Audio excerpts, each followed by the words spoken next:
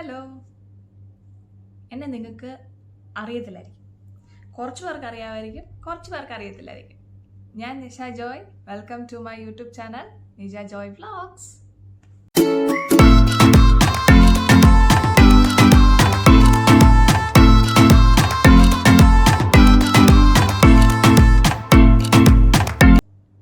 അപ്പോൾ ടോപ്പിക് എന്താണ് എന്നുള്ളത് നമ്മൾ കണ്ടുപിടിക്കാൻ വേണ്ടിയിട്ട് ഇങ്ങനെ നടക്കുവാണ്.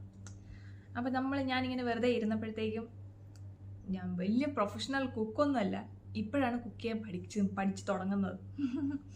വീട്ടിലമ്മ കുക്ക് ചെയ്യാൻ പറഞ്ഞാൽ പോലും ഞാൻ കുക്ക് ചെയ്യത്തില്ല. ഇപ്പോഴാണ് ഞാൻ ഇവിടെ വന്നിട്ട് കുക്ക് ചെയ്യാൻ പഠിച്ചു തുടങ്ങിയത് ഇപ്പോഴാണ്. അപ്പം ഞാൻ ഓർത്തു, എന്തുകൊണ്ട് എൻ്റെ കുക്കിംഗ് വീഡിയോസ് എനിക്കൊരു കണ്ടന്റായിട്ട് എടുത്തുകൂടാ?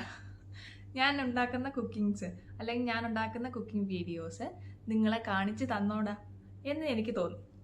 അപ്പം ഇന്ന് നമ്മൾ എന്താ ഉണ്ടാക്കാൻ പോകുന്നതെന്നല്ലേ.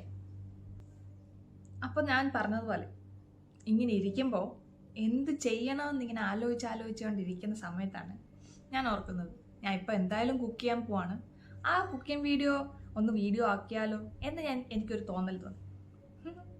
അപ്പോൾ നമുക്ക് ഈ വീഡിയോ ഒരു കുക്കിംഗ് വീഡിയോ ആക്കി മാറ്റാം. ഓക്കെ. അപ്പോൾ നമുക്ക് കുക്കിംഗ് സ്റ്റാർട്ട് ചെയ്താലോ? അതിന് ആവശ്യമായിട്ടുള്ള കുറച്ച് സാധനങ്ങളുണ്ട്. സാമ്പാറിനകത്ത് നമ്മൾ ഇടാൻ പോകുന്ന കുറച്ച് പച്ചക്കറികൾ. അതെന്തൊക്കെയാണെന്നുള്ളത് ഞാൻ നിങ്ങൾക്ക് കാണിച്ചു തരാം. വെള്ളരിക്ക നമ്മൾ ഫുള്ളില്ല, ഇത്രയും നമ്മൾ വെള്ളരിക്ക എടുക്കുന്നുള്ളൂ. ഇച്ചിരി വെള്ളരിക്ക നമ്മൾ എടുക്കുന്നുള്ളൂ.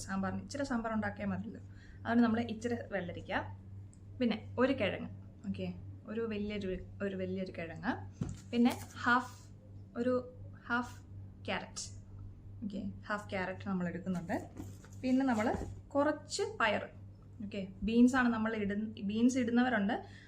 നമുക്കിപ്പോൾ പയറുള്ളതുകൊണ്ട് നമ്മൾ കുറച്ച് പയർ. ഇനി നമ്മൾ മുരിങ്ങയ്ക്കാണ് എടുക്കുന്നത്. ഈ മുരിങ്ങയ്ക്ക ഇത് വാടി പോകാതിരിക്കാനുള്ള ഒരു ഇതുണ്ട്. അതെന്താണെന്നോ, നമ്മൾ ഈ മുരിങ്ങയ്ക്ക മേടിച്ചിട്ട് അപ്പം തന്നെ നമ്മൾ കട്ട് ചെയ്യണം. നമ്മൾ ഈ കുട്ടി പീസായിട്ട് നമ്മൾ കട്ട് ചെയ്തിട്ട് കറിക്കകത്തിടുന്ന സൈസിൽ നമ്മൾ കട്ട് ചെയ്ത് വെക്കണം. ആ പീസ് നമ്മളൊരു പാത്രത്തിനകത്തിട്ട് അത് നമ്മൾ ഫ്രീസറിനകത്ത് വെച്ചേക്കണം. അതുപോലെ തന്നെ മല്ലിയില നമ്മൾ കട്ട് ചെയ്ത് ഫ്രീസറിനകത്ത് വെച്ച് കഴിഞ്ഞാൽ, പാത്രത്തിനകത്തിട്ട് നമ്മൾ ഫ്രീസറിനകത്ത് വെച്ച് കഴിഞ്ഞാൽ അത് വാടിപ്പോത്തില്ല, അളിഞ്ഞു പോത്തില്ല. അത് നല്ല ഫ്രഷ് ആയിട്ട് തന്നെ ഇരുന്നോളൂ, നല്ല ചിൽ എന്ന് പറഞ്ഞുകൊണ്ടിരുന്നോളൂ. അപ്പം നമ്മളതെടുത്ത് കറിക്കകത്തോട്ട് ഇട്ടാൽ മതി. ഇത് നമ്മൾ ഫ്രീസറിനകത്ത് വെച്ചാൽ മതി. എന്നിട്ട് നമ്മൾ കറി ഉണ്ടാക്കുന്നതിന് കുറച്ച് നേരം മുന്നേ ഇതെടുത്തൊന്ന് പുറത്ത് വെക്കണം. എന്നാലും നമ്മളിത് ഉണ്ടാക്കുമ്പോഴത്തേക്കും ഒന്ന് വേഗത്തുള്ളൂ. ഇല്ലെങ്കിൽ കുക്കറിനകത്തിട്ട് അടിച്ചാലും മതി, വെന്തോളൂ. അപ്പോൾ ഇതാണ് നമുക്ക് ഇതൊന്ന് വാടിപ്പോവാതിരിക്കാനുള്ളൊരു ഹാക്ക് എന്ന് പറയുന്നത്. അപ്പം നമ്മൾ മുരിങ്ങയ്ക്ക എടുത്തിട്ടുണ്ട്. ഇനി നമ്മൾ എടുത്തിരിക്കുന്നത് 1 സവോളയാണ്. ഒരു സവോളയാണ് നമ്മൾ എടുത്തിരിക്കുന്നത്. പിന്നെ നമ്മൾ കുറച്ച് കോവയ്ക്ക എടുത്തിട്ടുണ്ട്. കുറച്ച് കോവയ്ക്ക നമ്മൾ എടുത്തിട്ടുണ്ട്. അത്യാവശ്യം നമ്മൾ കോവയ്ക്ക ഞാൻ കാണിച്ചു തരാം. ഇനി നമുക്കിത് അരിയണം. അപ്പം നമുക്കത് കിച്ചണിലേക്ക് പോയിട്ട് ബാക്കി സാധനങ്ങൾ അരിയുന്നതും ഒക്കെ ഞാൻ കാണിച്ചു തരാം. ബൈ. അപ്പം നമ്മൾക്ക് സാമ്പാറിനുള്ള കഷ്ണങ്ങൾ അരിഞ്ഞാലോ? അപ്പം ഞാൻ അതിൻ്റെ തൊലിയെല്ലാം കളഞ്ഞ് വെച്ചിട്ടുണ്ട്. ഇനി നമുക്കത് അരിയുന്നത് എങ്ങനെയാണെന്ന് നോക്കാം. ബാ.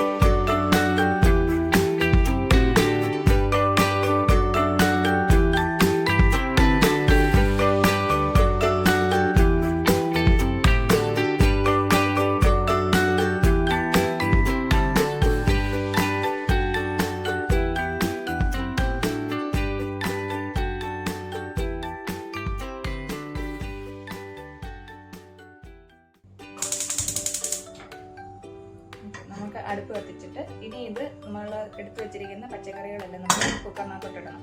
നമ്മൾ പറയാത്ത ഒരു സാധനം കൂടെ നമ്മൾ ഇതിൻ്റെ ആഡ് ചെയ്തിട്ടുണ്ട്. തക്കാളിയാണ്. ഒരു തക്കാളി നമ്മൾ ചെറുതായിട്ട് ഈ വലുപ്പത്തിൽ ചെറുതായിട്ട് അരിഞ്ഞത് അതും കൂടെ കൂട്ടിയിട്ടാണ് നമ്മൾ ഇതിനകത്ത് ഇടുന്നത്.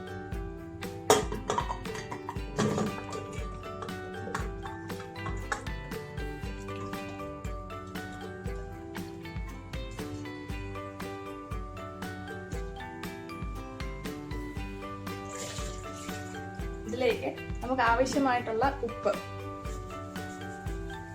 നിങ്ങളുടെ ആവശ്യത്തിന് നിങ്ങൾ ഇടണം.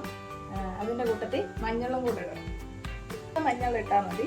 നമ്മളിപ്പോൾ ഇത്ര മഞ്ഞളെ നമ്മൾ ഇടുന്നുള്ളൂ. നുള്ളു മഞ്ഞൾ ഒരിക്കലും നമ്മൾ കൂട്ടരുത്. അത്രയും മഞ്ഞളെ ഇടാവുള്ളൂ. ഇനി നമുക്ക് ഇതിനകത്തോട്ട് ഈ ഒരു കപ്പാണ് ഞാൻ എടുക്കുന്നത്. ഈ ഒരു കപ്പിന് 3 കപ്പ് വെള്ളമാണ് നമ്മൾ ഒഴിക്കുന്നത്. നമുക്ക് ഇച്ചിരി കൂടുതൽ വേണ്ടതുകൊണ്ട് നമ്മൾ ഈ കപ്പിന് 3 കപ്പ് വെള്ളമാണ് നമ്മൾ ഒഴിക്കുന്നത്.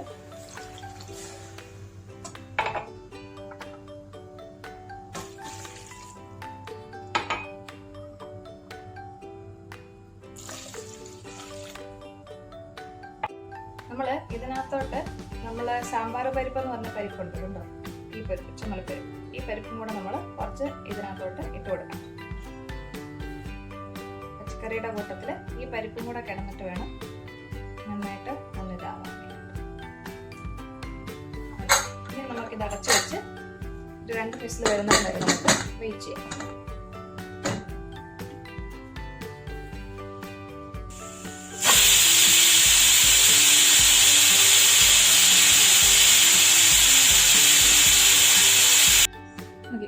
ഇതിൽ നമ്മൾ 2 സ്പൂൺ സാമ്പാർ പൊടി ഇട്ടിട്ടുണ്ട്. നമ്മൾ ഈസ്റ്റേണിൻ്റെ സാമ്പാർ പൊടിയാണ് യൂസ് ചെയ്യുന്നത്.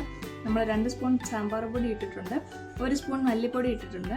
1 സ്പൂണല്ല 1/2 സ്പൂൺ മുളക് പൊടി ഇട്ടിട്ടുണ്ട്. പിന്നെ ആവശ്യത്തിന് 1/4 ടീസ്പൂൺ കായപ്പൊടി ഇട്ടിട്ടുണ്ട്. ഇത്രയുമാണ് നമ്മൾ ഇതിനകത്ത് എടുത്തിരിക്കുന്ന പൊടികൾ. നമ്മൾ മഞ്ഞൾപ്പൊടി കുക്കറിനകത്ത് ഇട്ടിട്ടുണ്ട്. ഉപ്പും നമ്മൾ കുക്കറിനകത്ത് ഇട്ടിട്ടുണ്ട്. ഇനി എടുത്തു വെച്ചിരിക്കുന്ന പൊടികളെല്ലാം കൂടെ നമുക്ക് എന്താ ചെയ്യേണ്ടതെന്നുള്ളത് കാണിച്ചു തരാം. നമ്മൾ ഈ പൊടികളൊക്കെ ഒന്ന് ചൂടാക്കി എടുക്കുന്നതിന് ആദ്യം ഒരു പാൻ വെച്ച് എണ്ണ ഒഴിക്കുക.